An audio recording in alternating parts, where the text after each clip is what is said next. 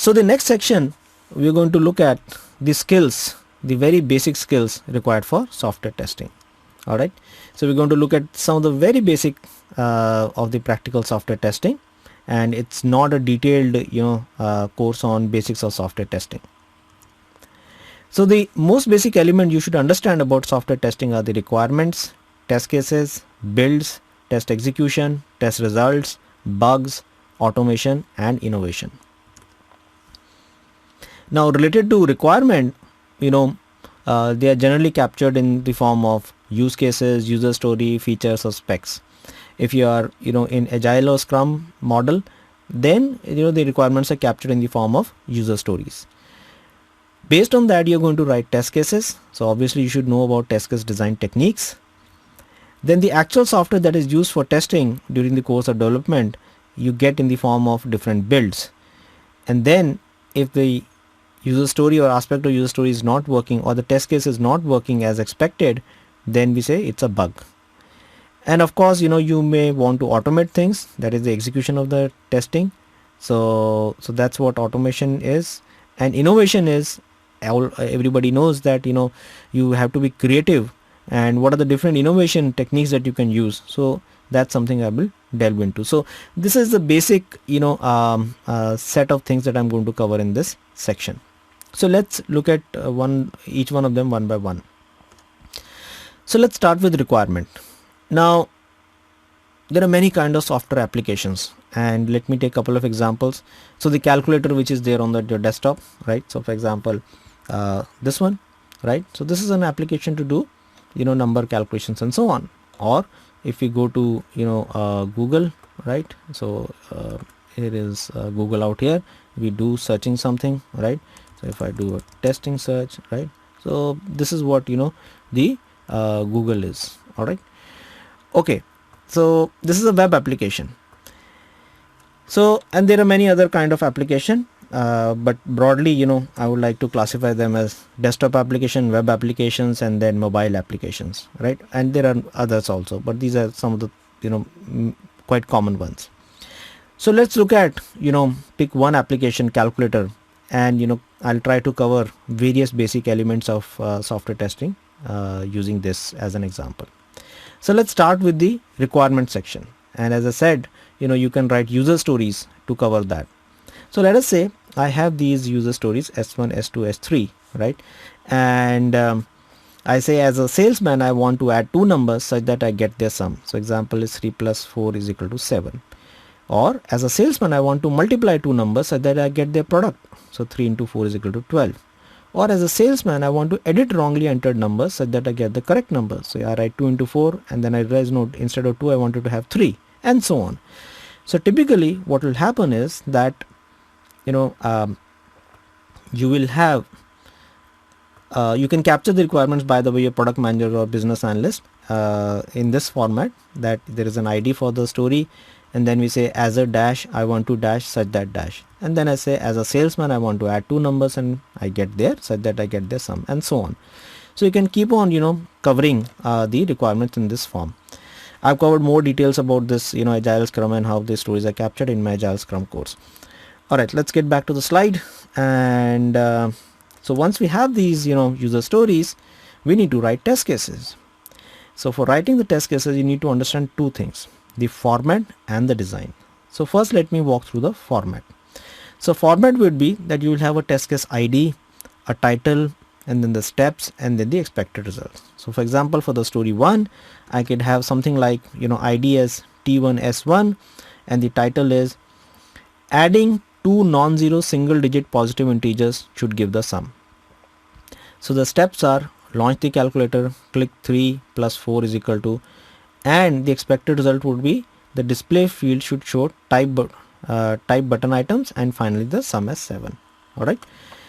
Similarly, I can have another test case, right? T2S1, that is adding 0 and one positive single digit integer should give their sum. So steps could be launch the calculator, click 0 plus 4 and then equal to, right?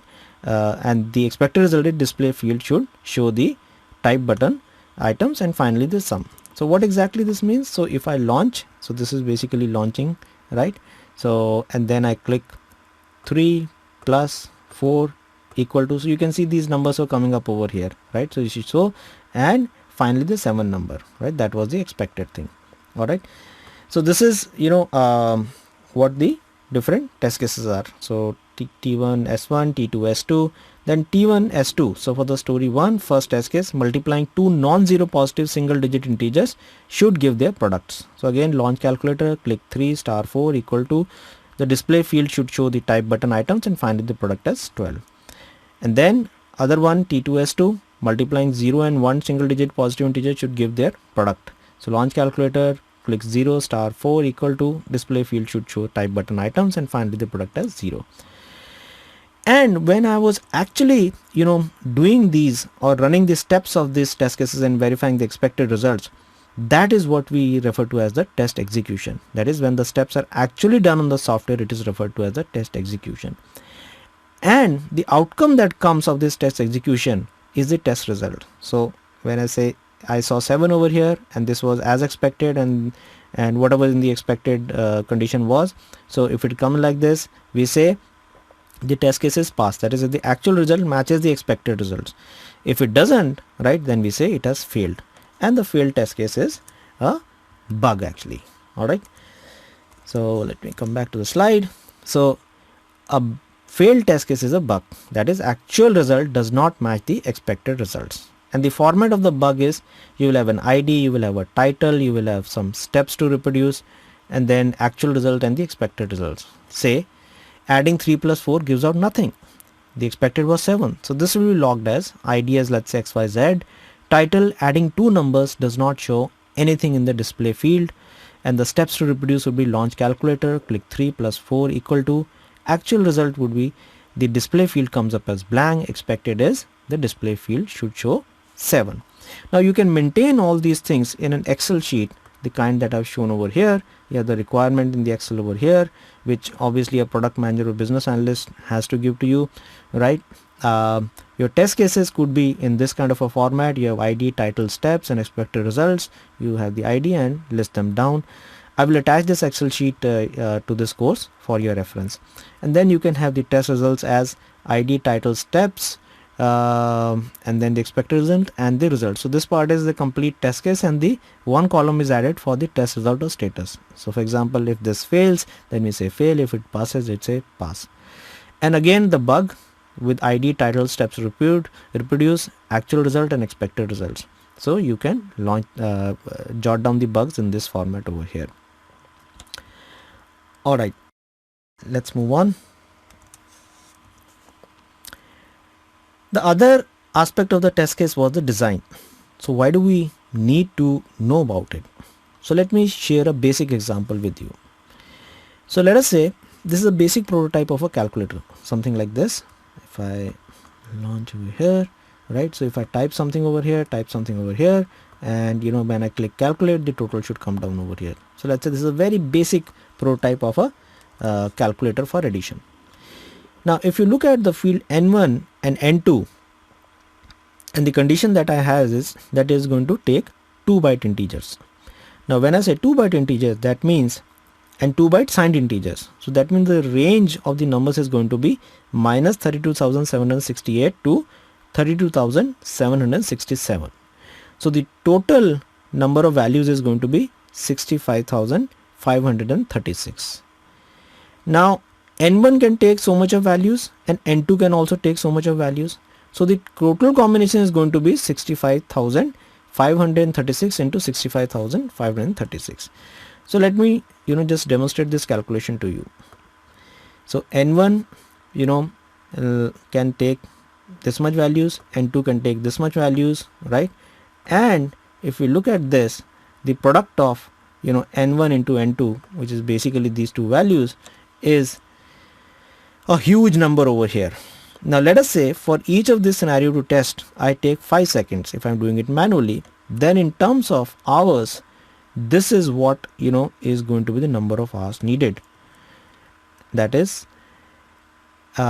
it's a huge number. And in terms of day, let's say there's a 5 hours of productive work that I do, it's going to take this much number of days, which comes to, if I divide it by 5 days, right, for a week, that is a working days, these many weeks, and considering 52 weeks working weeks in a year, it comes to 4603 years for one person to test it out, which means if I put 1000 people to test it out, still it will take 5 years to test it out. And that's what I have put it in my slide over here, right, that to carry out testing manually of all these combinations, it will need 1000 testers for 5 years.